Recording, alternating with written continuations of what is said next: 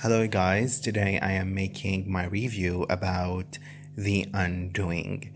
The Undoing, and it is available on HBO. It's by Nicole Kidman, the one and only Nicole Kidman. And it's just one of my best series recently that I have watched in this lockdown and stuff like that. So today I'm making a review about The Undoing, and I'm talking about how much it has really affected my life and just changed a lot of my perspectives. As usual, when there is something really good, I believe when there is a good series, it's always adapted from a novel, based on a novel. So this one was adapted on the novel You Should Have Known by Jane Hanff Corlett. I hope I am pronouncing the name in the right way, actually. However, the thing that really made me love this series, and I am really attached to it, is that there are several aspects and there are several themes, despite being a short series, only about 6 episodes, but there are so many things to talk about. And the thing which is really great about in The Undoing is that when they are trying to tell you something and when they are to deliver a certain message in a certain way, they are not delivering this message in a dull way or in a way that has been known or something. And most importantly, they are not just taking long terms identifying with problems. So like when there is something they want you to know and there is a message that they want to deliver, they are going to deliver it for you. The first thing I want to talk about is, and just telling you on forward, this is actually a huge spoiler alert. So to begin with, I want to talk about appearance versus reality. I mean, it is amazing how every single detail about the crime that took place, about the murder of Elena, was showing fingers about the character Jonathan. And Hugh Grant, the actor of this character, whose name is Jonathan, has murdered Elena. Every single thing. Now, if I told the normal person the following story, there is a guy who is married to a woman. Now, he used to be a doctor. Then he got terminated from his job due to just so bad behavior in his workplace. And he has a trial. He had a trial. He has been terminated. He had a sexual affair, not once, twice, with two different women, and the murder weapon has been found near a place where he has been to. Also, when I tell you that, this person, this Jonathan, has fled the whole place, the morning they discovered the body of Elena. I mean, when I told you all of that, immediately you will just tell yourself that, he's the killer. But however, you as a viewer, you as a person who is seeing this series, you would not be convinced the fact that he was the killer until the last minute. I mean, it's not about only the acting of Hugh Grant. He's a great actor, but actually it's about appearance versus reality. How much, and I think that the series is trying to just raise this question: how much can we people trust others and believe them into a certain way that they can really manipulate you, and they can really just make you feel that they are not lying and you are just, you have to believe them. I mean, there are certain people and the way they talk and the way they act and the way they behave, they manipulate you in a way that makes you feel that there is no doubt that they are not liars. They are just speaking the whole truth, nothing but the truth. And this is something that really makes you question about like how many times in your life you have just been in a certain way, incapable of telling the truth behind people. And it's just astonishing knowing that. It's just, mind blowing to just believe the idea that there is someone who is capable to keep denying and denying and denying and denying and denying till the last minute so he can keep manipulating you. And, I know this is something about, his psyche and, the diagnosis that was given to him at the end of the series. But actually, I tend to believe right now that there are other people in our lives that they might not have this kind of, diagnosis. They might not, be psychologically ill, or they have certain status where they are, doing this according to a certain thing in their psyche. But there are people who actually keep lying on us and we want to believe them. In a certain point, I feel Nicole Kidman, Grace, his wife, in the series, she wants to believe him. And despite, everything is clear and everything is just, very, very, very clear from the very first beginning, you would just capture these feelings that she really wants to believe him.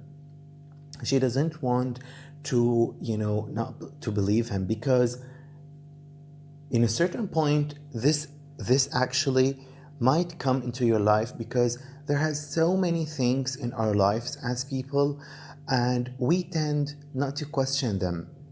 Not because, we are happy with this person, no, but simply we don't want to know the truth until, a certain moment comes and you are ready to face everything, and, boom, boom, boom, that's it, I'm gonna face everything, and that's it. The second thing, alongside to the appearance versus reality, is, the female characterization of Grace. I'm going to talk about Grace first, in a certain way concerning her as a female, as a wife who has been affected dramatically by these dreadful events that took place in her life, concerning the infidelity that took place in her marriage, concerning, that she can no longer trust her husband, alongside to her career path. Now, the main character, Grace, and she works as a therapist. Okay, so she is a person who has been graduated from Harvard, and she knows how to analyze the psyche of each and every person, and she is really great in her work. You see her in the series in the first 2 episodes, I believe, where she is in her office, in her clinic, and she's just having those people, and she's just diagnosing their psyche and telling them everything that they are fearful of confronting themselves with. So you start to believe that this character, who is, on the first hand, she is a great therapist, and also as a female who has been cheated on. Grace realizing that, a lie after a lie after a lie after a lie, and she keeps denying it. And this is actually the greatness of the show. In real life, people, when they discover a lie or something, I'm gonna talk first about life, and then I'm going to compare this aspect, to other series. Like, for example, when you are in life in general, when you discover that there has been a lie about you, or there has been someone that lying about you on you, or whatsoever, you don't actually tend to make an action in the instant moment that you realize that there was a lie and this person has been lying to you. So you tend just to believe that, maybe it's just a lie. Maybe it's okay. Maybe that it's okay. Maybe that's okay. So at the first place, she discovered that, at first, her husband is not in Cleveland. I mean, he told her that he's going to attend a medical conference in Cleveland, and he's going to go there for one day or something. So at first thing, she realized that he is not in Cleveland. Second, when the police officer told her that your husband is not a doctor, so he has been terminated from his job since like 3 months away, and 3 months ago, and he's no longer working there. Third thing, she realized that, there has been a trial that, her friend tell her, Sylvia, characterized and acted by the amazing, flawless, that I really admire, Lily Rabe. Lily Rabe, I love you. I really love you. So her friend goes and tell her, yeah, I didn't tell you, I'm sorry, but there has been a trial. He has consulted me because, there is something about, the attorney relationship about, confidentiality and stuff like that. So she comes to her and tell her that, actually there has been something about him. There has been a trial about misconduct in workplace, and he has consulted me, and then he has told me nothing happened. So this is the third lie. Then she knew that her husband has been cheating on her with this girl, Elena. Then she realizes that he has also a daughter from her, which actually just, brain damaging. And she keeps actually telling herself that, this is not enough. She keeps actually telling herself that, this is not enough, okay? Let me act normal. I'll stand by him. I believe that he didn't kill her. She actually just goes and, talk to him at night, and comes to the apartment that they used to live in, because she moved out to live with her father. And she just, make love to him, and she discovers all of that. And she keeps telling herself, no. Then they discovered the murder weapon. The murder weapon has been found in, the beach house. So after, after, the media coverage and the whole noise, Grace and Henry, her son, just went to the beach house. So they discovered also the murder weapon, which is a hammer, because Elena, the victim, was crashed 11 times on her head. So they discovered the hammer near to the beach house, and Henry took the hammer, and the rest of the story. At this point, actually, when he confronts her about the hammer and tells her, what if he has followed us there, because he has already taken Elena to the beach house? And then he tells her that, what if our son has killed Elena? At this certain point, I believe that Grace just said, like, no. Okay, like, no, big no. This time, big no. The thing is that, and the irony, which really just, leaves you startled, is that no matter, and this is something very important, because there are so many times in our lives where we blame ourselves upon certain things that we have made in the past, and upon certain things that we just decided to do in our lives. So no matter of how good therapist she was, no matter of how brilliant she was in analyzing all these psyches and giving consultants and giving advices and all of that, she was incapable to confront the truth that she has been hiding from, which is that her husband was the killer. So this is something really leaves you astonished, because you know, there has been so many moments in our lives where we want the truth, we know the truth, but you can't reach it, you can't admit it to yourself. The second thing I'm going to talk about is the moment of epiphany.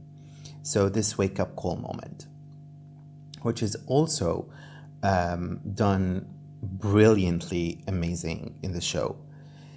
Actually, moments of epiphany are these moments and these glimpses when you just feel like if someone give you an electrical shock and you woke up. The thing is that the moment of epiphany in the show, in a way or another, was invisible. In certain aspect, when you expect to have a moment of epiphany, or when you are expecting to have your wake-up call and this revelation and this, you actually imagine that this deal is going to be great, noisy, and it's going to be tragic, and it's going to be big, and it's just going to be so very dreadful. But you discover that moments of epiphany come to you in the most unknown ways, and in just glimpse of an eye, in just blink of an eye, you just realize that, oh my God, and this is what happened. Her moment of epiphany, I believe that it was invisible, and I believe also as well that in a way or another she was incapable of telling herself that she was incapable of admitting that. And at the courthouse, at the end, I'm going to talk about the court later, but this moment of epiphany was invisible, and this revelation part about the truth of her husband Jonathan, done by Hugh Grant, was actually something really severe and really great. But the moment of epiphany was invisible, which is really realistic, because in real life, moments of epiphany don't happen in just like 1 + 1 = 2. It's just like invisible, very quick, and you have just to take it. I'm gonna talk here about the white privilege, and I know that the show does not focus really so much on this issue, but there are glimpses of that, and this is how. And at the beginning I told you that there are so many things to talk about in The Undoing, yet they delivered it in the way that life is. I mean, it's not a show that is specialized about infidelity. It is not a show that is just about about marriage. It's not only a show about the psyche. It's not only a show about, it's just moment of life. It's just life in general. With us all, you have as a person, any of us, we don't have only one issue to talk about in our lives. And this is actually something very good about the series, which is that it's not talking only about one certain issue. It talks about several issues, okay? And then you have to capture these issues in your life. So white privilege thing that they have not really focused on, but it is noticeable, and you can notice it, of course. The first thing I'm going to talk about is when the father of the character, Grace, her father. Actually, I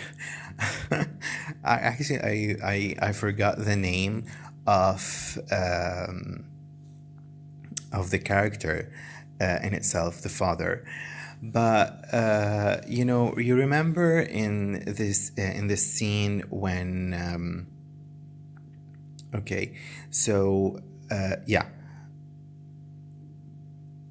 okay, Donald Sutherland. Okay, Donald Sutherland.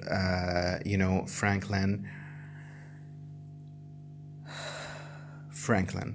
Okay, okay. I'm sorry. Okay, so this character, the father, at certain point, the school, Riordan, I believe the name of the school was, the board has decided in this school that they don't want Henry, played by Noah Jupe, that they don't want this kid to be in their school anymore. However, what happened is that the grandfather, Donald Sutherland, Franklin, he came to the school and he went and he spoke to the manager and told him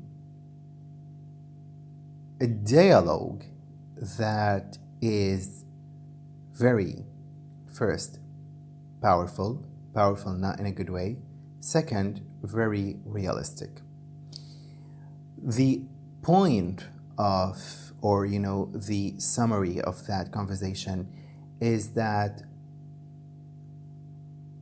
he is a cocksucker.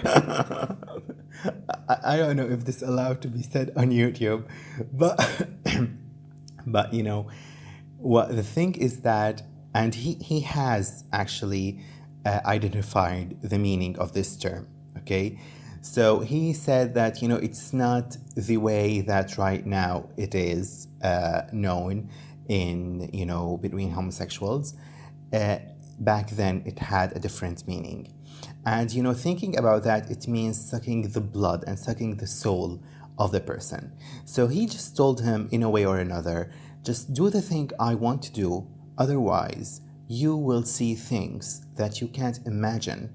I will use my power, I'll use my privilege, and I will do what I need to do to make this happen and to get my grandson back to this school, because I have done very good, I am privileged, I am wealthy, I have power, and you cannot tell me something which is against my own will, and you can tell me to do something that I am not agreeing with. So, sorry.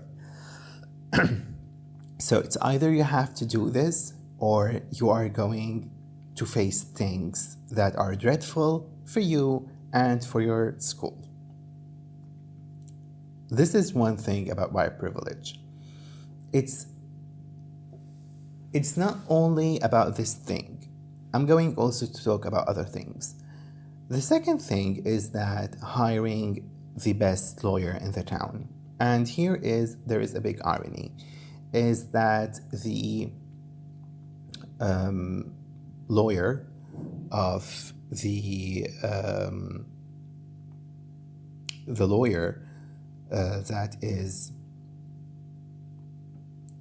So, white privilege is that first about that conversation that took place between the grandfather and the the school board, and the second aspect of that issue is hiring the lawyer, Haley Fitzgerald, played by Noma Domsfini.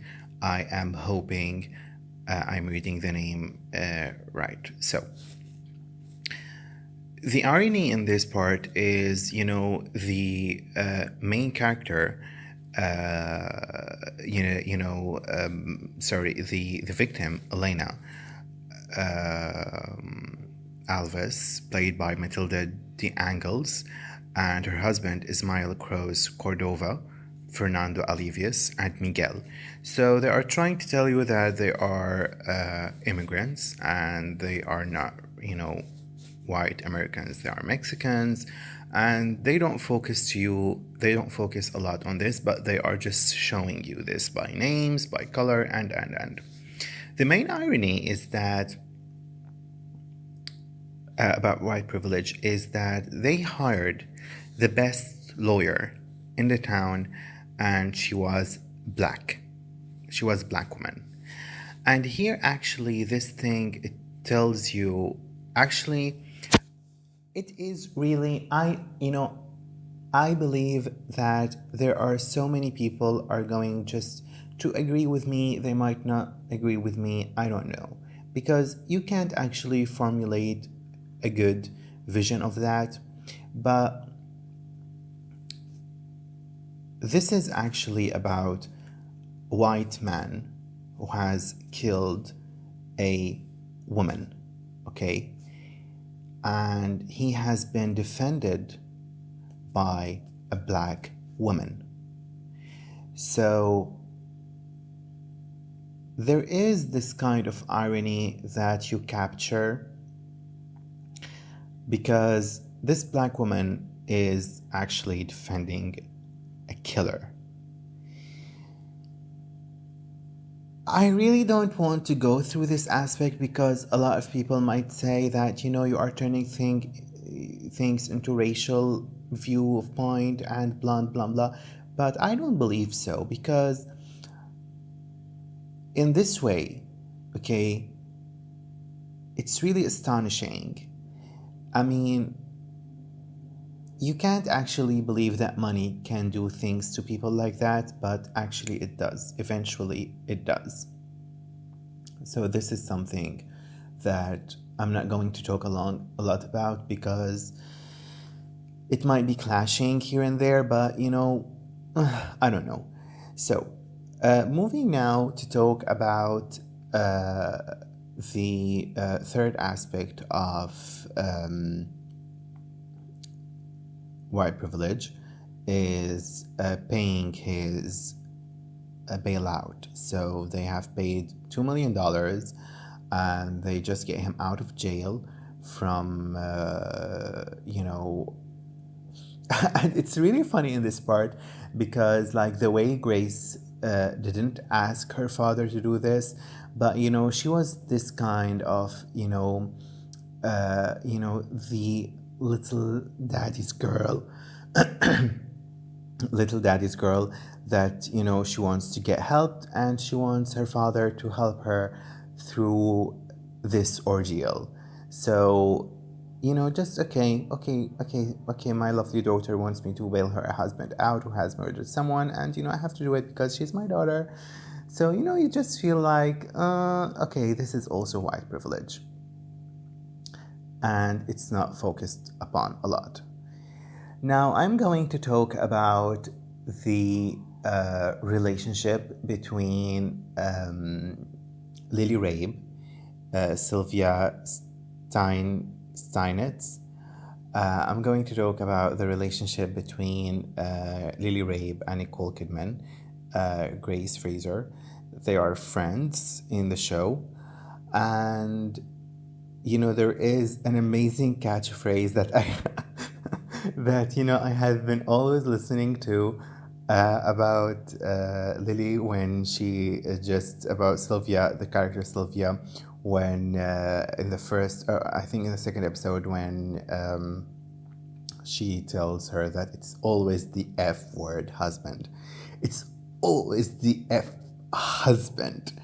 This actually has been done very, very, very good. I adore Lily Rabe. She actually, I'm really sad that her character was not more indulged in the show. I really, really, really wished that her character had, sort of background or had a certain, development or something. I have expected, because, Jonathan has admitted to his lawyer that he has cheated on his wife another time before in the past, and they have not mentioned who this woman was. So we all suspected, and people just assumed that it might be Sylvia, her friend, but turned out no, which actually was in a way good and bad because at first Good because you really missed seeing this kind of strong female friendship that I really adore to see in real life and in series. And it's not that twisted plot that the female has cheated the female, and the first female enemy is another female. So this is actually something that happened in a way that really thrilled me, showing this strong relationship between her and Grace was really something powerful. At first sight,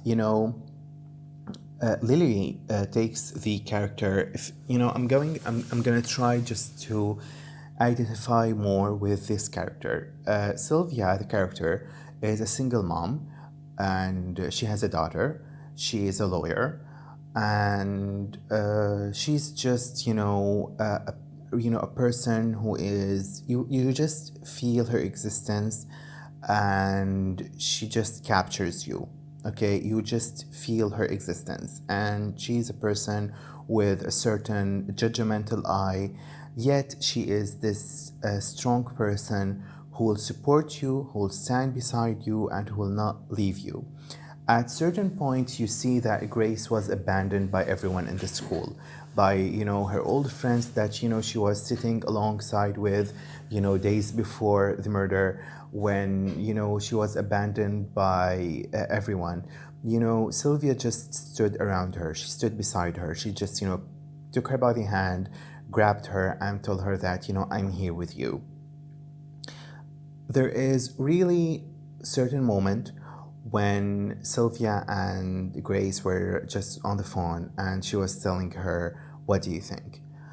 And Sylvia told her, most likely Jonathan did it. So for Grace, this was actually not very satisfying, because she wants Sylvia to tell her that he's innocent. You are going to be happy. Don't be mad. Don't be worried. These are all lies. Blah blah blah. But this strong friendship, that no matter of how your friend wants to hear a certain lie, you are standing beside him and you are telling him the truth, and you are not lying towards him just to make him feel comfortable and to make him just go through the day. You are just telling him the truth. And she told her, most likely Jonathan did it. And most likely doesn't mean that it's true, but for me, he has did it. He has done it. So this strong relationship between her and Sylvia was really fundamental, because you just feel that Grace was losing her world. Her world was shattered. Her marriage was shattered. Relationship between her and her son was on the edge of being lost. Media coverage, the pressure of the media. She can't identify with herself. She can't identify with everything what's going around. And Sylvia and her father kept alongside with her. They didn't leave her despite everything was going on. Now, the great thing which happened at the end, and that really, really just warmed my heart, was this female alliance together stronger, when she just called Sylvia, and she was sleeping, and told her, like, let's go and have a walk. We don't hear what happened in this walk, but then we realize that they have agreed together that she's going to go to on the stand, and Sylvia, that she would agree with the prosecutor, Catherine Stamper, and they are just going to played by Sophie Grabel. So they have agreed that to mess things at the last moment. And this is actually happens in a very tricky way that I'm going to deliver and talk about it more. And I am admired. I was admired by this relationship between Sylvia and Grace. And please, people, I don't know who might hear this. This might never be heard. And I don't know if this will ever be heard by anyone who is important, but please give Lily Rabe recognition I mean, she is phenomenal. She is beautiful. She's a great actress. She's just, heartwarming person that when she is around, you admire her. I have always admired her since she was in American Horror Story, when she was in The Good Wife, she had this tiny role played as journalist, when in American Horror Story in Asylum, in Coven. I mean, she is phenomenal. So please give her recognition. And by the way, she is having a new series. It's called Tell Me Your Secrets on Amazon Prime, February the 19th. So you can watch it. Now, back to The Undoing. And there are also many things that we are going to talk about. But I believe for this part, we are going to stop now and we're going to complete a next video.